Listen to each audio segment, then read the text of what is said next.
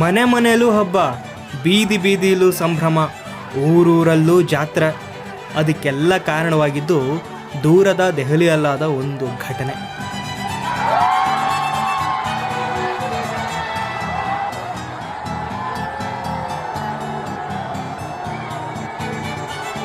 ಆ ಘಟನೆ ಹಿಂದೆ 16 ವರ್ಷಗಳ ಕನಸಿತ್ತು, ಕೋಟ್ಯಾಂತರ ಜನರ ನಿರೀಕ್ಷೆ ಇತ್ತು, 10 ಜನರ ಪರಿಶ್ರಮ ಇತ್ತು. ಅದೊಂದು ದಿನಕ್ಕೋಸ್ಕರ ಅಭಿಮಾನಿಗಳ ಮಹಾಸೇನೆಯೇ ಕಾಯ್ತಾ ಇತ್ತು. ಕಡೆಗೂ ಆ ದಿನ ಬಂದೇ ಬಿಡ್ತು. ಹಗಲೆಲ್ಲ ಅಪ್ಪು ಬರ್ತ್ಡೇ ಖುಷಿಲಿದ್ದ ಜನಕ್ಕೆ ರಾತ್ರಿ ಮುಗಿಯೋ ಹೊತ್ತಿಗೆ ಕಪ್ ಗೆದ್ದು ಆ ಖುಷಿನ 100 ಪಟ್ಟು ಹೆಚ್ಚು ಮಾಡಿದ್ರು ನಮ್ಮ ಹುಡುಗಿರು. ಅಂತೂ RCB ಕಪ್ ಗೆದ್ದೇ ಬಿಡ್ತು.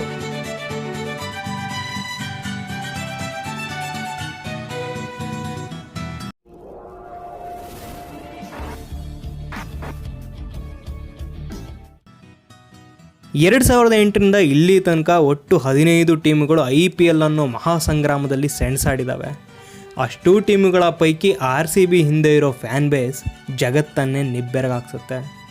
ಅದು ಯಾಕೆ ಅನ್ನೋದು ನಿಮ್ಮ ಪ್ರಶ್ನೆ ಆಗಿದ್ರೆ ಅದಕ್ಕೆ ಉತ್ತರ ಸಿಂಪಲ್.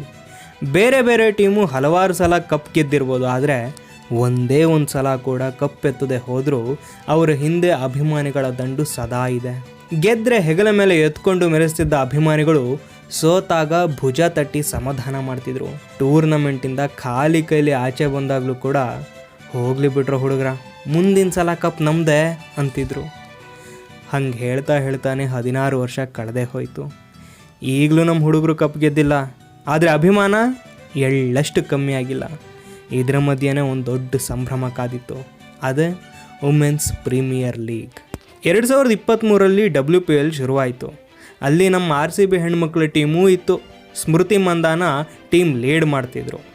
ಇವರಿಂದಲಾದರೂ ನಮ್ಮ ಕನಸು ನನಸಾಗುತ್ತಾ ಅಂತ ಕಾಯ್ತಿದ್ದವರಿಗೆ ನಿರಾಸೆ ತಪ್ಪಲಿಲ್ಲ.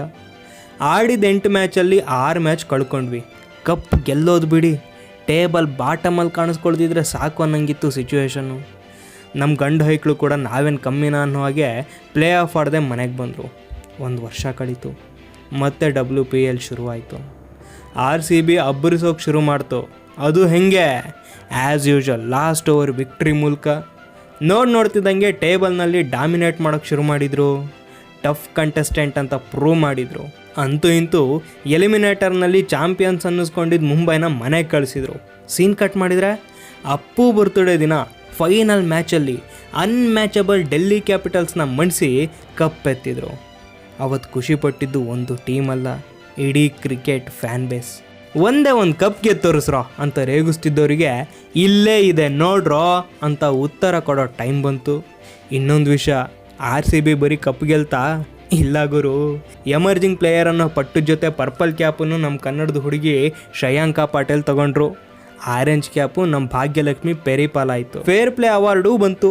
ಗೆದ್ದರೆ ಹಿಂಗೆ ಗೆಲ್ಬೇಕು ಗುರು ಅಂತ RCB ಅಭಿಮಾನಿಗಳು ಎದೆ ತಡ್ಕೊಂಡು ಹೇಳೋ ಟೈಮ್ ಬಂತು. ಅಟ್ ಎ ಸೇಮ್ ಟೈಮ್ 2 ಸಲ ಟೇಬಲ್ ಟಾಪ್ ಬಂದು 2 ಸಲನೂ ರನ್ನರ್ ಅಪ್ ಆಗಿರೋ ಡೆಲ್ಲಿ ಕ್ಯಾಪಿಟಲ್ಸ್ಗೆ ಒಂದು ಅಪ್ಲಾಸ್ ಕೊಡಲೇಬೇಕು. ಅಂತೂ RCB ಹೆಸರಲ್ಲಿ ಒಂದು ಕಪ್ ಬಂದಾಯಿತು ಗುರು. ಆದರೆ ಇದು ಸಾಲದು, ಇದಿನ್ನೂ ಆರಂಭ ಅಷ್ಟೇ. ಇನ್ನೇನು ಕೆಲವೇ ದಿನಕ್ಕೆ IPL ಹಬ್ಬರ ಶುರುವಾಗೋದಿದೆ. ಕೊಹ್ಲಿ ಆ್ಯಂಡ್ ಗ್ಯಾಂಗ್ ದಾಂಗುಡಿ ಇಡೋಕ್ಕೆ ಸಿದ್ಧವಾಗಿದೆ. ಹೆಣ್ಣು ಮಕ್ಕಳು ಸಾಧನೆಗೆ ಶ್ರೀಕಾರ ಸುತ್ತಿದ್ದಾಯಿತು. ಇನ್ನು ನಮ್ಮ ಹುಡುಗರು ಅದೆಂಥ ಸಾಧನೆಯ ಶಿಖರ ಸೃಷ್ಟಿ ಮಾಡ್ತಾರೋ ನೋಡಬೇಕು. ಆಗ ಮತ್ತೆ ಸಿಗೋಣ, ಮತ್ತೆ ಮಾತಾಡೋಣ. ನಮಸ್ಕಾರ.